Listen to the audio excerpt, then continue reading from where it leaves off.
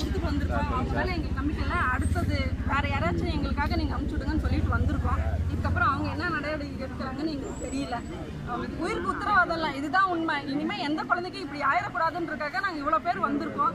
இன்னும் 2 பேர்த்த வெட்டியிருக்காங்க. அவங்களுக்கான நீதியும் நாங்கள் இதில் கிடைக்கணும்னு நாங்கள் வேண்டிக்கிறோம். தயவு செஞ்சு எங்களுக்கு ஹெல்ப் பண்ணுங்க. எங்கள் பாப்பா செத்துட்டா, உயிரோட இருந்த வரைக்கும் நாங்கள் ரொம்ப அமைதியாக போயிட்டு 3 தடவை மேம் கொடுத்துட்டு வந்தோம், எப்படியாச்சும் எதாவது ஹெல்ப் பண்ணுங்க அப்படின்ட்டு. எங்களுக்கு எந்த ஒரு ரெஸ்பான்ஸுமே கிடைக்கல. இப்போ இறந்ததுக்கு அப்புறமும் நாங்கள் அமைதியாக தான் போய் கொடுத்துட்டு வந்திருக்கோம். இப்போ வரைக்கும் நாங்கள் அமைதியாக தான் இருக்கோம். இதுக்கு மேலே எங்களுக்கு என்ன பண்ணுறதுன்னு தெரியல. இனிமேல் நீங்கள் தான் எங்களுக்கான சப்போர்ட் பண்ணணும். தயவு செஞ்சு எங்கள் பாப்பா இறந்துட்டாங்க. இனிமேல் எந்த குழந்தைக்கும் அந்த மாதிரி நடக்கக்கூடாது. இருக்கிறது 2 ஃபேமிலி மட்டும்தாங்க சார். அந்த ஃபேமிலியில் அதனால தான் அவங்க உள்ள விட மாட்டேங்கிறாங்க. 2 குடும்பம் மட்டும்தான். ரொம்ப ஏழ்மையான குடும்பம். இவங்களால என்ன பண்ண